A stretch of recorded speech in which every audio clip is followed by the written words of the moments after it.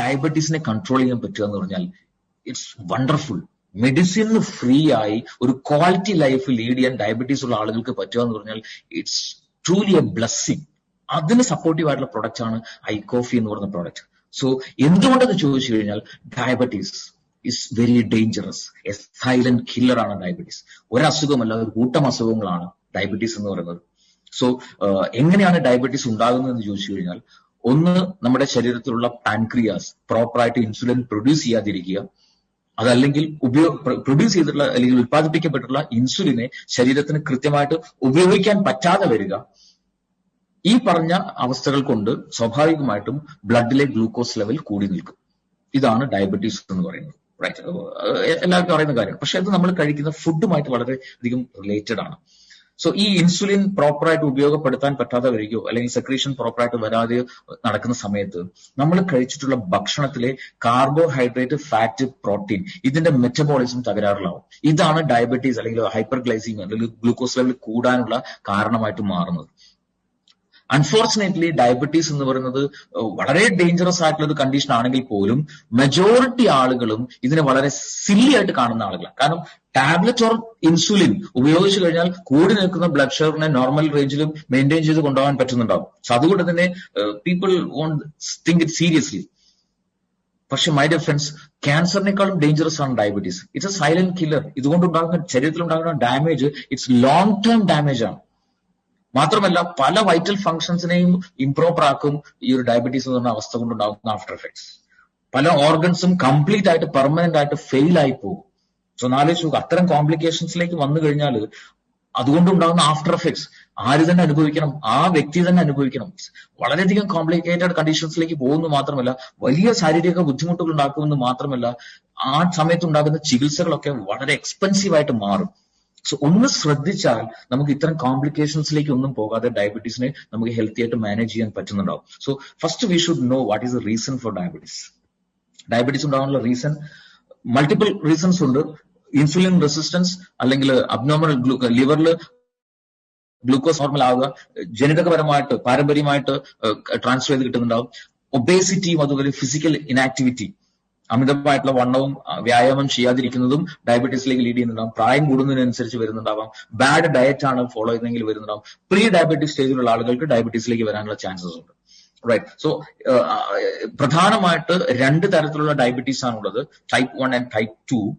പിന്നെ ഒരു gestational diabetes ഉണ്ട്, ഗർഭിണികൾക്ക് ഉണ്ടാകുന്ന ഡയബറ്റീസ്. ടൈപ്പ് 1 എന്ന് പറയുന്ന ഡയബറ്റീസിന്റെ പ്രധാന റീസൺ എന്ന് പറയുന്നത് ശരീരത്തിൽ പാൻക്രിയാസ് ഇൻസുലിൻ പ്രൊഡക്ഷൻ ഒട്ടും ഉണ്ടാവില്ലെങ്കിൽ വളരെ കുറവായിരിക്കും. ആവശ്യത്തിനുള്ള ഇൻസുലിൻ പ്രൊഡക്ഷൻ ശരീരത്തിൽ നടക്കുന്നുണ്ടാവില്ല. ഇതാണ് ടൈപ്പ് 1. കുട്ടികളിലൊക്കെ ഉണ്ടാകുന്ന ഡയബറ്റീസ്, ജുവനൈൽ ഡയബറ്റീസ്, അതിനൊക്കെയുള്ള റീസൺ എന്ന് പറഞ്ഞാൽ ഈ പറഞ്ഞ അതൊക്കെ ടൈപ്പ് 1 ആണ്. ഇൻസുലിൻ പ്രൊഡക്ഷൻ ശരീരത്തിൽ കൃത്യമായിട്ട് ഉണ്ടാവില്ല. അതുകൊണ്ട് ഗ്ലൂക്കോസ് ലെവൽ എപ്പോഴും ബ്ലഡിൽ കൂടി നിൽക്കുന്നുണ്ടാവും. ടൈപ്പ് 2 എന്ന് പറയുന്ന ഡയബറ്റീസ് ആണെന്ന് മെജോറിറ്റി ആളുകൾ, ഓൾമോസ്റ്റ് 90% ആൾക്കാരിൽ ഉള്ളത് ടൈപ്പ് 2 എന്ന് പറയുന്ന ഡയബറ്റീസ് ആണ്. അതൊരു ലൈഫ് സ്റ്റൈൽ കൊണ്ട് തന്നെ വരുന്ന ഒരു ചേഞ്ചസ് ആണ്. സോ അതിന്റെ റീസൺ എന്താണെന്ന് ചോദിച്ചു കഴിഞ്ഞാൽ ശരീരം ഇൻസുലിൻ ഉൽപ്പാദിപ്പിക്കുന്നുണ്ടാവും, പക്ഷെ ആ ഇൻസുലിനെ പ്രോപ്പർ ആയിട്ട് ശരീരത്തിന് ഉപയോഗിക്കാൻ സാധിക്കുന്നുണ്ടാവില്ല. ഇൻസുലിൻ റെസിസ്റ്റൻസ് സിൻഡ്രോം എക്സം എന്ന് അറിയപ്പെടുന്നുണ്ട് അത്. സോ ശരീരം തന്നെ ഇൻസുലിനെ റിജക്ട് ചെയ്യുന്നുണ്ടാവും. സോ എങ്ങനെയാണ് അത് സംഭവിക്കണമെന്ന് ചോദിച്ചു കഴിഞ്ഞാൽ, അല്ലെങ്കിൽ അത് എങ്ങനെ ഈ ഡയബറ്റീസിലേക്ക് ലീഡ് ചെയ്യുന്നു എന്ന് ചോദിച്ചു കഴിഞ്ഞാൽ ഒരു സിമ്പിൾ ആയിട്ട് ഞാൻ പറയാം. നമ്മൾ കഴിക്കുന്ന ഭക്ഷണം, ആ ഭക്ഷണം അത് ഗ്ലൂക്കോസ് ആയിട്ട് കൺവേർട്ട് ആകും. ബ്ലഡിലൂടെ അത് നമ്മുടെ ശരീരത്തിലുള്ള കോശങ്ങളിൽ ചെല്ലണം. നമ്മൾ ശ്വസിക്കുന്ന വായു അതുപോലെ ബ്ലഡിലൂടെ കോശങ്ങളിലേക്ക് ചെല്ലുന്നുണ്ടാവും. ഈ കോശങ്ങളിൽ മൈറ്റോകോൺട്രിയ എന്ന് പറയുന്ന ഒരു ഫർണസ് പോലത്തെ ഒരു ഭാഗമുണ്ട്. അവിടെ ഓക്സിജന്റെ സഹായത്തോടു കൂടി ഈ ഗ്ലൂക്കോസ് കത്തും. എനർജി, വാട്ടർ, കാർബൺ ഡയോക്സൈഡ്, ഈ മൂന്നും ഉണ്ടാകും. കാർബൺ ഡയോക്സൈഡ് നമ്മൾ പുറത്തേക്ക് കളയും, എനർജിയും വാട്ടറും ശരീരം ഉപയോഗിക്കും. ഇതാണ് നോർമൽ പ്രൊസീജിയർ. റൈറ്റ്. ഇവിടെ ഇൻസുലിന്റെ റോൾ എന്താണെന്ന് ചോദിച്ചു കഴിഞ്ഞാൽ സിമ്പിൾ. നമ്മുടെ ശരീരത്തിലുള്ള ഒരു കോശം അതൊരു റൂമായിട്ട് സങ്കല്പിക്കുക.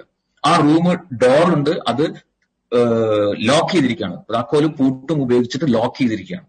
റൈറ്റ്. ഗ്ലൂക്കോസിനെ അകത്തേക്ക് കയറണമെങ്കിൽ ഈ ഡോർ തുറക്കണം. ഈ ഡോർ തുറക്കാനുള്ള താക്കോലാണ് ഇൻസുലിൻ. റൈറ്റ്. സോ ഗ്ലൂക്കോസ് ബ്ലഡിൽ വരുന്ന സമയത്ത് ആവശ്യത്തിനുള്ള ഇൻസുലിൻ പാൻക്രിയാസ് പ്രൊഡ്യൂസ് ചെയ്യുന്നുണ്ടാവും.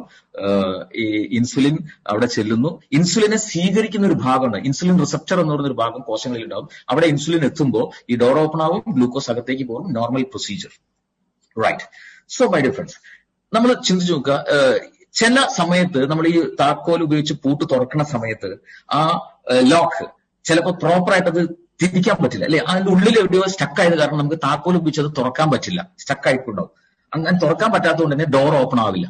എന്നതുപോലെ ഇൻസുലിൻ റിസപ്റ്റേഴ്സിന് എന്തെങ്കിലും ഡാമേജ് സംഭവിച്ചു കഴിഞ്ഞാൽ ഈ വന്ന ഇൻസുലിനെ ആ കോശം റിജക്ട് ചെയ്യും, റെസിസ്റ്റ് ചെയ്യും, തടഞ്ഞു നിർത്തും.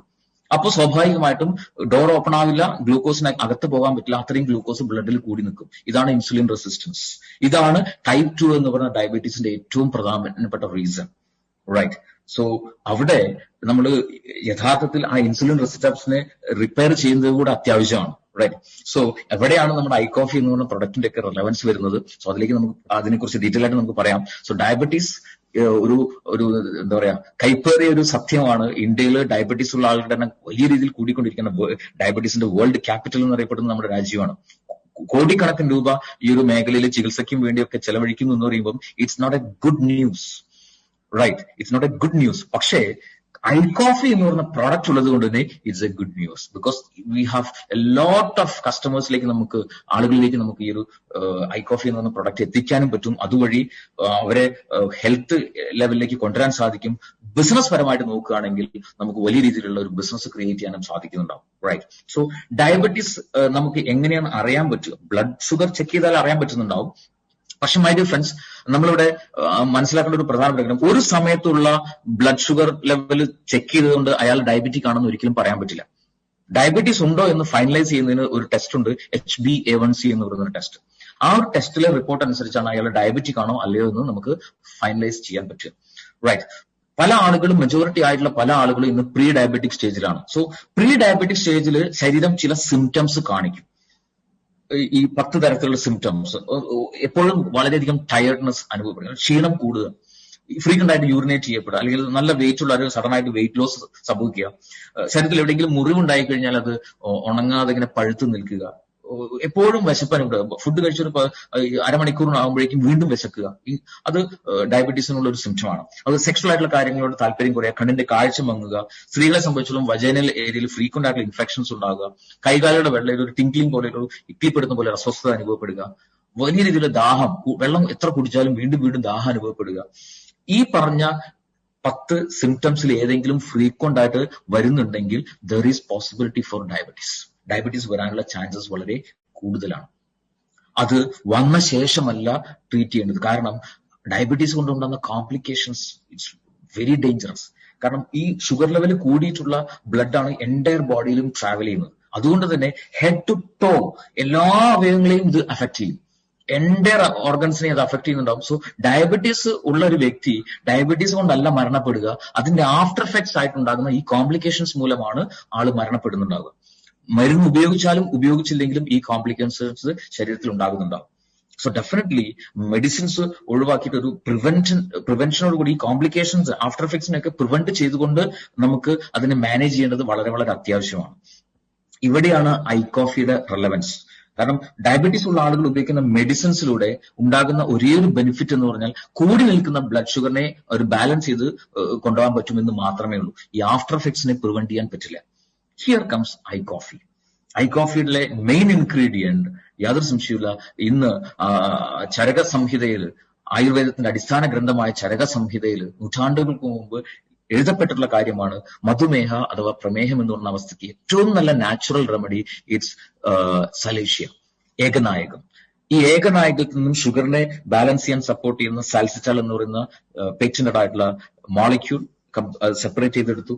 ആ ഏകനായകം പ്രധാന ഇൻഗ്രീഡിയന്റ് ആയിക്കൊണ്ട് ഇന്ന് ലോകത്ത് അവൈലബിൾ ആയിട്ടുള്ള ഒരേ ഒരു ഹെർബൽ കോഫിയാണ് ഐകോഫി. ഇത് ഡയബറ്റീസിനെ വളരെ ഹെൽത്തി ലെവലിൽ മാനേജ് ചെയ്യാനായിട്ട് സപ്പോർട്ട് ചെയ്യുന്നുണ്ടാവും. ഒപ്പം ഇതിനകത്തുള്ള മറ്റു ഇൻഗ്രീഡിയൻസ്, ഒന്ന് കൂർഗ് റിജിൽ നിന്നുള്ള റോസ്റ്റഡ് കോഫി ബീൻ ഇതിനകത്ത് ഉപയോഗിക്കുന്നു. അതുപോലെ കൗഹേജ് അഥവാ വെൽവെറ്റ് ബീൻ, നായ്ക്കുരണം എന്ന് പറയുന്ന ആ ഔഷധ സസ്യത്തിൽ നിന്ന് മോളിക്യൂൾസും ഇതിനകത്ത് ആഡ് ചെയ്തിട്ടുണ്ട്. So life long regular coffee ആയിട്ട് ഐ കോഫി ഒരാൾക്ക് ഉപയോഗിക്കാം. കാരണം ഇതിനകത്ത് ഉള്ള ഒരു പ്രോസസ്സ് ഒരു 40 ഡിഗ്രിയിൽ ഒരു സ്ലോ റോസ്റ്റിംഗിലൂടെയാണ് കോഫി എടുക്കുന്നത്. സോ അങ്ങനെ ചെയ്യുന്ന സമയത്ത് കഫീൻ കംപ്ലീറ്റ് ആയിട്ട് ഒഴിവാക്കാൻ കമ്പനിക്ക് സാധിക്കുന്നു. കഫീൻ ഇല്ലാത്ത കോഫിയാണ് ഐ കോഫി. സോ അതുകൊണ്ട് തന്നെ അത് ലൈഫ് ലോങ് റെഗുലർ ആയിട്ട് ഏതൊരാൾക്കും ഉപയോഗിക്കാം. ഈവൻ ഹോമിയോ മെഡിസിൻസ് ഉപയോഗിക്കുന്ന ആളുകൾക്ക് പോലും ധൈര്യമായിട്ട് ഐ കോഫി ഉപയോഗിക്കാം. കാരണം ഹോമിയോ മെഡിസിൻസ് ഉപയോഗിക്കുന്ന ആളുകളെ സംബന്ധിച്ചിടത്തോളം ഹോമിയോ മെഡിസിൻസിൽ നോർമലി കഫീൻ ഉണ്ടാവും. അവർക്ക് കോഫി കഴിക്കരുതെന്ന് ഡോക്ടേഴ്സ് പ്രത്യേകമായിട്ട് പറയുന്നുണ്ടാവും. പക്ഷെ നമ്മുടെ കോഫി ഹോമിയോ മെഡിസിൻസ് ഉപയോഗിക്കുന്ന ആളുകൾക്ക് പോലും ഉപയോഗിക്കാം. Because no caffeine, anybody can use. So ഈ ഒരു സ്ലോ റോസ്റ്റിംഗ് പ്രോസസ്സ് ചെയ്യുന്ന സമയത്ത് മറ്റൊരു ബെനിഫിറ്റ് എന്താണെന്ന് ചോദിച്ചു കഴിഞ്ഞാൽ ഇതിലുള്ള വളരെ പവർഫുൾ ആയിട്ടുള്ള ആന്റി ഓക്സിഡൻസ് ആയിട്ടുള്ള പോളിഫിനോൾസിനെ അതുപോലെ നിലനിർത്തിക്കൊണ്ടാണ് നമ്മുടെ കോഫി ഉണ്ടാകുന്നത്. സോ അതുകൊണ്ട് തന്നെ ആന്റി ഓക്സിഡൻസിന്റെ ഒരു ബെനിഫിറ്റും നമ്മുടെ ഐ കോഫി ഉപയോഗിക്കുന്ന സമയത്ത് കിട്ടുന്നുണ്ടാവും. സോ ഇറ്റ്സ് വളരെയധികം റിസർച്ച് ഓറിയന്റഡ് ഉണ്ടാക്കിയിട്ടുള്ള പ്രൊഡക്റ്റ് ആണ് ഐ കോഫി. അത് I coffee creamer, I coffee black, 2 വേരിയൻസിൽ നമുക്ക് അവൈലബിൾ ആണ്. Right, what are the frequently asked questions of I coffee?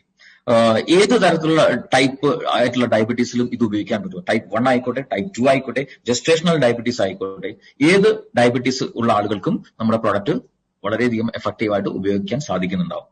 ഇതിനകത്ത് ഷുഗർ ഉണ്ടോ? No sugar added. റൈറ്റ്, എത്ര കാലം ഇത് ഉപയോഗിക്കണം? അതും നമ്മൾ ഐപ്പിൾസിന്റെ കാര്യം പറഞ്ഞ പോലെ തന്നെ നമ്മൾ ആഗ്രഹിക്കുന്ന അത്രയും കാലം ഉപയോഗിക്കാം. റൈറ്റ്, സോ റെഗുലർ ആയിട്ട് നമ്മൾ ഉപയോഗിക്കുകയാണെങ്കിൽ അത്രയും കാലം നമുക്ക് ഒരു ക്വാളിറ്റി ലൈഫ് ലീഡ് ചെയ്യാൻ സാധിക്കുന്നുണ്ടാവും. മെഡിസിൻ ഒക്കെ ഫ്രീ ആയിട്ടുള്ള ഒരു ക്വാളിറ്റി ലൈഫിലേക്ക് വരാൻ സാധിക്കുന്നുണ്ടാവും. ഡയബറ്റീസ് കൊണ്ടുണ്ടാകുന്ന ആഫ്റ്റർ എഫക്ട്സ് ഒന്നും വരാതെ പ്രിവെന്റ് ചെയ്തുകൊണ്ടുള്ള ഒരു ലൈഫ് നമുക്ക് ഉണ്ടാക്കിയെടുക്കാൻ പറ്റുന്നുണ്ടാവും. ഇനി മെഡിസിൻസ് ഉപയോഗിക്കുന്ന ആളുകളെ സംബന്ധിച്ചോളം മെഡിസിൻ സഡൻ സ്റ്റോപ്പ് ചെയ്തിട്ടല്ല നമ്മുടെ ഐ കോഫി ഉപയോഗിക്കുന്നത്. എലോങ് വിത്ത് മെഡിസിൻ അവരത് ഉപയോഗിക്കുക. ബിക്കോസ് അവരുടെ ശരീരം മെഡിസിൻസിലായിരിക്കും ബാലൻസ്ഡ് ആയി പോയിക്കൊണ്ടിരിക്കുന്നുണ്ടാവുക. സഡൻ ആയിട്ട് മെഡിസിൻ സ്റ്റോപ്പ് ചെയ്ത് കഴിഞ്ഞാൽ ശരീരത്തിന് ബുദ്ധിമുട്ടുണ്ടാവും. സോ അലോങ് വിത്ത് മെഡിസിൻ ഉപയോഗിക്കുക. ഇംപ്രൂവ്മെന്റ് ഉണ്ടാകുന്നതിനനുസരിച്ച് സ്റ്റെപ്പ് ബൈ സ്റ്റെപ്പ് ആയിട്ട് അവർക്ക് മെഡിസിന്റെ അളവ് കുറച്ച് കൊണ്ടുവരാം. കുറച്ച് മാസങ്ങൾ കഴിയുമ്പോൾ മെഡിസിൻ കംപ്ലീറ്റ് ഒഴിവാക്കി ഒരു ക്വാളിറ്റി ലൈഫ് അവർക്ക് ഐ കോഫി കണ്ടിന്യൂ ചെയ്തുകൊണ്ട് ലീഡ് ചെയ്യാൻ പറ്റുന്നുണ്ടാവും. റൈറ്റ്, ഇൻസുലിൻ ഉപയോഗിക്കുന്ന ആളുകൾക്ക് ഉപയോഗിക്കും. ഓഫ് കോഴ്സ് ടാബ്ലറ്റ് ആയിക്കോട്ടെ, ഇൻസുലിൻ ആയിക്കോട്ടെ, എന്തുപയോഗിക്കുന്ന ആളുകൾക്കും ഐ കോഫി ക്രീമർ ആയിക്കോട്ടെ, ബ്ലാക്ക് ആയിക്കോട്ടെ ഉപയോഗിക്കാം. എങ്കിലും കൂടുതലായിട്ട് സജസ്റ്റ് ചെയ്യുന്നത് ഇൻസുലിൻ ഉപയോഗിക്കുന്ന ആളുകൾക്ക് കുറച്ചും കൂടെ നല്ലത് ഐ കോഫി ബ്ലാക്ക് ആണ്. കാരണം അതിനകത്ത് നമ്മുടെ ഏകനായകത്തിന്റെ കണ്ടന്റ് വളരെ കൂടുതലുണ്ട്. Then does this lower the sugar? നമ്മുടെ ഷുഗർ ലെവൽ വല്ലാണ്ട് അങ്ങോട്ട് കുറയ്ക്കുമോ? ഒരിക്കലുമില്ല. ഇതെപ്പോഴും ഹെൽത്തി ലെവലിൽ ഷുഗറിനെ മാനേജ് ചെയ്യാനായിട്ടാണ് സപ്പോർട്ട് ചെയ്യുന്നത്. ഒരു റെഗുലേറ്റിംഗ് പ്രോസസ് ആണ് ഇവിടെ ചെയ്യുന്നുണ്ടാവുക. ആവശ്യത്തിന് ഗ്ലൂക്കോസിനെ ബ്ലഡിലേക്ക് വിടുന്ന ഒരു റെഗുലേറ്റിംഗ് പ്രോസസ്സ് ഇവിടെ ചെയ്യുന്നത് കൊണ്ട് തന്നെ എപ്പോഴും ഹെൽത്തി ലെവലിൽ ബ്ലഡ് ഷുഗറിനെ മെയിൻറ്റെയിൻ ചെയ്യാൻ സാധിക്കും. സോ അതുകൊണ്ട് തന്നെ ഡയബറ്റീസ് ഉള്ള ആളുകൾക്ക് ഈ പ്രൊഡക്റ്റ് ഉപയോഗിക്കാം. അതുപോലെ തന്നെ ലോ ഷുഗർ ഉള്ള പ്രോബ്ലം ഉള്ള ആളുകൾക്കും നമ്മുടെ കോഫി ഉപയോഗിക്കാം. ഇനി ഡയബറ്റീസ് ഇല്ലാത്ത ആളുകൾക്ക്, പ്രീ ഡയബറ്റീസ് സ്റ്റേജിലുള്ള ആളുകൾക്കും ഡയബറ്റീസ് ഇല്ലാത്ത നോർമൽ ആളുകൾക്കും ഐ കോഫി എന്ന് പറയുന്ന പ്രൊഡക്റ്റ് വളരെ സേഫ് ആയിട്ട് ഉപയോഗിക്കാൻ പറ്റും. ഏതൊരാൾക്കും ഉപയോഗിക്കാൻ പറ്റുന്ന പ്രൊഡക്റ്റ് ആണ് ഐ കോഫി എന്ന് പറയുന്ന പ്രൊഡക്റ്റ്. സോ ഇവിടെ ശ്രദ്ധിക്കേണ്ട ഏറ്റവും പ്രധാനപ്പെട്ട കാര്യം how to prepare this coffee. എങ്ങനെയാണ് കോഫി ഉണ്ടാക്കേണ്ടത് എന്നുള്ളത് മാത്രമാണ് ഏറ്റവും പ്രധാനമായിട്ട് ശ്രദ്ധിക്കേണ്ടത്.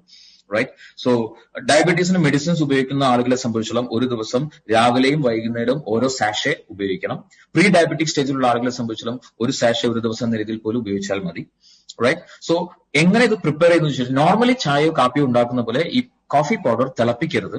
കാരണം ഇതിനകത്ത് പോളിഫിനോൾസ് ഒക്കെ അടങ്ങിയിട്ടുള്ള ഒരുപാട് ആന്റി ഓക്സിഡൻസ് നാച്ചുറൽ ഇൻഗ്രീഡിയൻസിനകത്തുണ്ട്. സോ തിളപ്പിക്കുന്ന സമയത്ത് ഉണ്ടാകുന്ന ടെമ്പറേച്ചറിൽ ഈ പറഞ്ഞ നാച്ചുറൽ ഇൻഗ്രീഡിയൻസ് എല്ലാം നഷ്ടപ്പെടും. സോ അതുകൊണ്ട് ചെയ്യേണ്ടത് വെള്ളം തിളപ്പിക്കുക. ഒരു കപ്പിലേക്ക് ഈ പറഞ്ഞ ഒരു സാഷയിലുള്ള കോഫി പൗഡർ എടുക്കുക. ഈ വെള്ളം അതിലേക്ക് ഒഴിക്കുക. തിളച്ച വെള്ളം അതിലേക്ക് ഒഴിക്കുക, മിക്സ് ചെയ്യുക, കുടിക്കുക. റൈറ്റ്, ഈ രീതിയിൽ വളരെ ഈസി ആയിട്ട് ഇൻസ്റ്റന്റ് ആയിട്ട് നമുക്ക് ഉണ്ടാക്കാൻ സാധിക്കും I coffee. And it is very very tasty as well. ഒരു റിച്ച് കോഫിയുടെ ഓതന്റിക് ആയിട്ടുള്ള ഒരു ടേസ്റ്റ് ഒട്ടും കോംപ്രമൈസ് ചെയ്യാതെ ഒരു ഇന്റർനാഷണൽ ക്വാളിറ്റിയിലുള്ള ഒരു കോഫി കഴിച്ചുകൊണ്ട്, വളരെ സിമ്പിൾ ആയിട്ട് കോഫി കഴിച്ചുകൊണ്ട് ഡയബറ്റീസിനെ മാനേജ് ചെയ്ത് മെഡിസിൻ ഫ്രീ ആയിട്ടുള്ള ഒരു ക്വാളിറ്റി ലൈഫിലേക്ക് ഏതൊരാൾക്കും വരാൻ പറ്റുമെന്ന് മാത്രമല്ല ഡയബറ്റീസ് വരാൻ സാധ്യതയുള്ളവർക്ക് അതിനെ പ്രിവെന്റ് ചെയ്തുകൊണ്ട് ഒരു ക്വാളിറ്റി ലൈഫ് ലീഡ് ചെയ്യാനും പറ്റുന്ന wonderful and beautiful product, the one and only I coffee. Right.